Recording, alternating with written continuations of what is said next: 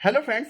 Ranchi test के पहले दिन हमने देखी जो रूट की क्लास बैटिंग जो कि अभी तक इस पूरी टेस्ट सीरीज में देखने को नहीं मिली थी। साथ में हमने देखा आकाशदीप का एक ड्रीम डेब्यू देखा आज टेस्ट मैच के दौरान। और किसी भी क्रिकेटर का सपना होता है कि वो इस तरीके का ड्रीम डेब्यू करे जिस तरीके का स्पेल उन्होंने पहला स्पेल अपना फेंका था। 3 विकेट चटकाए उन्होंने। और साथ ही में हमने कई सारी चीजें आज इस मैच के दौरान देखी। तो हर चीज पे हम बात करेंगे, हर टॉपिक पे। वीडियो आप पूरा देखिएगा। साथ ही में मैं आपको बता दूं, जो रूट ने आज जो इनिंग्स खेली है उसको आप टॉप क्लास इनिंग्स में रखेंगे। जिस तरीके की पारी उन्होंने खेली है, और अकेले ऐसे बल्लेबाज हैं जो उन्होंने भारत के खिलाफ 10 सैकड़े जड़े हैं टेस्ट क्रिकेट के अंदर, और सबसे ज्यादा सैकड़े जड़ने वाले बल्लेबाज भी साथी में बन गए हैं। इससे पहले ये रिकॉर्ड जॉइंट रिकॉर्ड था दोनों के नाम, जो कि स्टीव स्मिथ और जो रूट के नाम था। अब स्टीव स्मिथ दूसरे नंबर पे चले गए हैं, 9 शतक है उनके नाम। और जो रूट ने ये जो आज सैकड़ा जड़ा है रांची टेस्ट मैच के पहले दिन, ये उनका 10वां सैकड़ा है भारत के खिलाफ, और करियर का 31वां सैकड़ा है। 31th सेंचुरी है इनका टेस्ट क्रिकेट में ओवरऑल। और साथ ही में ये तो आज दिख गया कि बुमराह एक बहुत बड़ा मिसिंग फैक्टर थे। बुमराह को इंडियन टीम ने बहुत ज्यादा मिस किया मैच के दौरान, अगर आप देखें तो। और जो रूट ने ये जो सैकड़ा जड़ा है, इसका आधा रीजन तो जसप्रीत बुमराह को ही देना चाहिए। जिस तरीके से उनके ऊपर हवा बना हुआ था बुमराह के बॉलों का, अगर आप देखें तो। और बुमराह जिस तरीके से उनके माइंड पे हावी हो रखे थे, ये बात तो है कि जो रूट आज जो क्रिकेट खेल रहे थे, कन्वेंशनल क्रिकेट खेले हैं। अगर आप देखें, कोई उल्टा पुल्टा शॉट नहीं खेला, कोई अनकन्वेंशनल शॉट्स नहीं खेले, ना रिवर्स स्वीप पे डिपेंड किया, ना स्वीप पे डिपेंड किया। स्वीप उन्होंने एक अश्विन को अटेंड किया था, लेकिन उन्होंने वो भी नहीं मारा, अगर आप देखें तो वो भी मिस कर गए थे। उसके अलावा बिल्कुल ही सीधे बल्ले से। और साथ ही में बाकी जो इंग्लैंड के बल्लेबाज हैं, उनको ये कहीं ना कहीं अंदर से बोल के गए हैं कि आप देखिए, आप जो बैस बॉल करते रहते हैं, अगर आप इतने सालों के टेस्ट क्रिकेट के इतिहास को उठाएंगे तो ऐसे ही रन बनते हैं सीधे बल्ले से खेल के। आड़ा तिरछा मार के आप शतक नहीं जड़ सकते। हाँ, आप 40 50 30 35 बना देंगे, लेकिन इस तरीके की क्रिकेट खेल के ही शतक बनते हैं या दोहरे शतक बनते हैं। तो आज तो ये दिखा गया। लेकिन ये मैच कहाँ पे अभी खड़ा है, इसके ऊपर थोड़ी बात करेंगे। साथ में आकाशदीप सिंह ने कितना इंप्रेस किया है, इसके ऊपर भी नजर डालेंगे। ये मैच 302 पे 7। लेकिन अगर आप देखें तो एक समय पे जो पहला सेशन था, वहां पे तो ऐसा झड़ी लगाया इंडियन गेंदबाजों ने, खासकर कि आकाशदीप सिंह ने, कि ऐसा लगा कि हो सकता है कि जो टी टाइम होगा उस टाइम इंडियन टीम बैटिंग कर रही होगी। उसके बाद आते हैं जो रूट और बैन फोक्स के साथ 113 रनों की साझेदारी करते हैं। और उसके बाद जो साझेदारी टूटती है, वो टूटती है करीब 240 के स्कोर पे जाके। वहां से भी लगता है कि इंडियन टीम हो सकता है कि आज ही बल्लेबाजी करने आ जाएगी और ऑल आउट कर देगी इंग्लैंड को। लेकिन ऑली रॉबिन्सन का एक कॉल होता है, उसके बाद वो आउट नहीं दिए जाते। और उसके बाद कहीं ना कहीं वो जो 50-55 रन इन दोनों ने मिलकर 8वें विकेट के लिए जोड़े हैं, वो इंडियन टीम को हल्के से चुभ जरूर रहे होंगे, अगर आप देखें। हालांकि मैच अभी भी बैलेंस में है। अगर आप देखें तो 302 पे 7, ये एक तरीके से जो पुरानी कन्वेंशनल टेस्ट क्रिकेट होती थी पहले जमाने में, उस तरीके का मैच हुआ है। और विकेट जो था आज का थोड़ा सा अजीब लगा। जब पहला सेशन करवाया इंडियन गेंदबाजों ने, तो ऐसा लगा कि सब कुछ हो रहा है, स्विंग मिल रहा है, नीचे रह रही है, बाउंस हो रहा है, सब कुछ हो रहा था जो होना चाहिए। उसके बाद जो दूसरा सेशन आया, वहां पे ऐसा लगा जैसे कुछ हो ही नहीं रहा, जैसे गेंदबाजों के लिए कुछ है ही नहीं। और वहां पे इंग्लैंड के बल्लेबाजों का जो बैस बॉल था, उसमें बिल्कुल ही शटर डाउन कर दिया उन्होंने। और 37 ओवर खेले दूसरे सेशन के दौरान, और सिर्फ बनाए 85 रन, और बिना कोई विकेट के, अगर आप देखें। और ऐसा दूसरी बार हुआ है इस पूरी सीरीज में जहां पे एक सेशन के दौरान कोई विकेट नहीं गया। और पिछले टेस्ट मैच में हुआ था कि रोहित और जडेजा की पार्टनरशिप हुई थी, और दूसरे सेशन में कोई विकेट नहीं गया था पहले दिन के। और यहाँ पे यही चीज हुई बैन फोक्स और जो रूट के बीच में, कि कोई भी विकेट उन्होंने खोया नहीं दूसरे सेशन के दौरान। लेकिन अगर आप देखें तो कहीं ना कहीं इंडिया अभी वरी नहीं होगा ज्यादा, क्योंकि अगर आप देखें तो 302 पे 7 है। लेकिन ये पिच जिस तरीके की है, जैसे जैसे मैच आगे बढ़ेगा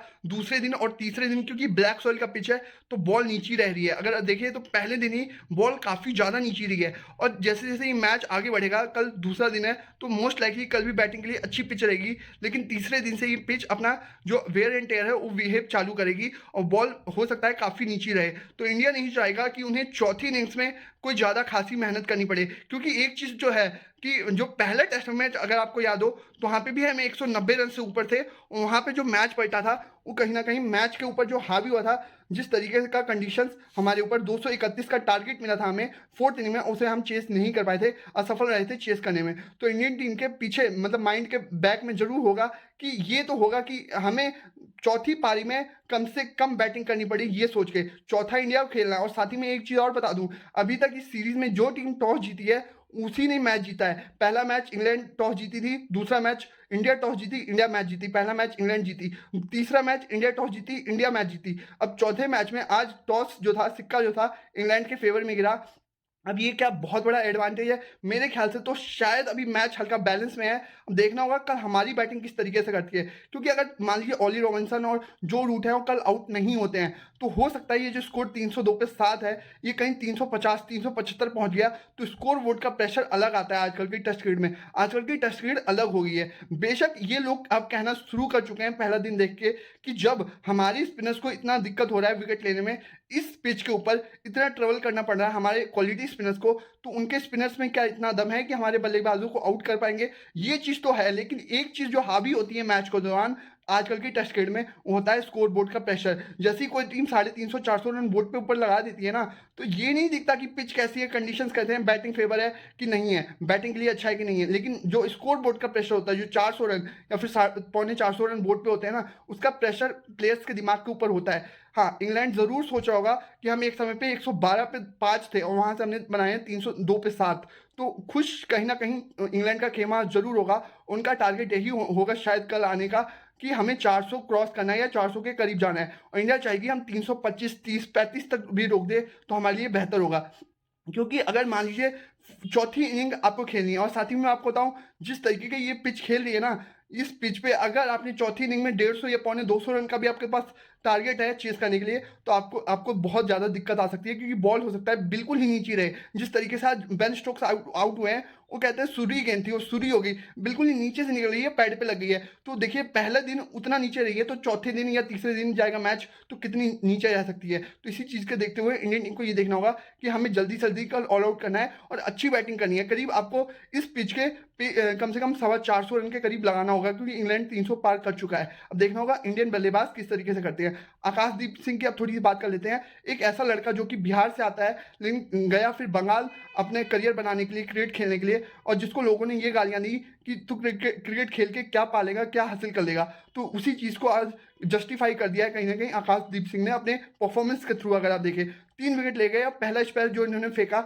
ऐसा लगा कि हर बॉल पे विकेट आ सकता है, जिस तरीके से ही तंग कर रहे थे। और एक चीज़ तो है कि आकाशदीप सिंह ने ये दिखा दिया कि डोमेस्टिक लेवल पे चाहे आपके बल्लेबाज हो या गेंदबाज हो, जिन्होंने अच्छा प्रदर्शन कर रखा है उनको आप मौका दीजिए। अगर आप देखें तो आकाशदीप सिंह ने जिस तरीके से आज इंग्लैंड के जो बल्लेबाज थे उनको जिस तरीके से तंग किया है वो काबिल तारीफ बात है। और जिस तरीके से इन्होंने नई बॉल करवाई है, आगे जाके इनको अगर थोड़ी सी आउट स्विंग पे मेहनत करनी पड़ेगी, आउट स्विंग अगर अच्छा कर देंगे बाहर जाने वाली गेंद, तो हो सकता है ये आगे जाके बड़ा वेपन बन सकते हैं, इंडियन टीम के लिए बड़ा हथियार बन सकते हैं जब आप ओवरसीज कंडीशंस में भी जाएंगे। और ऐसा नहीं है कि इनके पास पेस नहीं है, इनके पास बहुत ज़्यादा पेस है। अगर आप देखें तो ऑफ द विकेट ये थोड़े से स्पीडी हैं, तेज आता है इनका बॉल, बल्ले पे तेज लगता है। तो इसी चीज़ को देखते हुए ये कहीं ना कहीं आगे जाके अगर इन पे मेहनत की जाए तो बहुत बड़ा वेपन ये सही में बन सकते हैं। और ये भी हो सकता है कि पुरानी गेंद से अभी जो आज देखने को नहीं मिला, वो भी हो सकता है कि रिवर्स स्विंग आगे जाके डेवलप करे, अपने अंदर रिवर्स स्विंग की कला अपने अंदर लाए। साथ ही में अगर आप देखेंगे तो एक चीज़ जो और थी कि आज पंजा नहीं खोल पाए, इसका अफसोस होगा, और मेरे ख्याल से कल इनको पंजा खोल लेना चाहिए।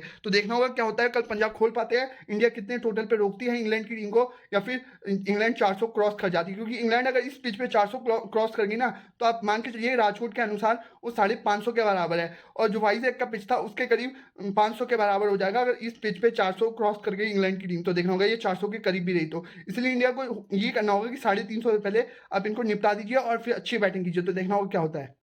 अभी के लिए फिलहाल इतना ही रखते हैं। आई होप आपको ये वीडियो अच्छी लगी होगी। अगर वीडियो अच्छी लगी है तो प्लीज़ इसे ज़्यादा से ज़्यादा अपने दोस्तों में शेयर कीजिए, वीडियो को लाइक कीजिए, और मेरे यूट्यूब चैनल को भी सब्सक्राइब कीजिए। साथ में इंस्टाग्राम पे भी आप मेरे को फॉलो कर सकते हैं, और मेरा फेसबुक पेज पे अगर आप देख रहे हैं वीडियो को तो प्लीज़ वहाँ भी ज़रूर लाइक कीजिएगा। Thank you very much. और कल दूसरे दिन का वीडियो लेके मैं शाम को ज़रूर आऊँगा और बताऊँगा कल के दिन क्या क्या हुआ मैच में। तो अभी के लिए इतना ही। Thank you very much.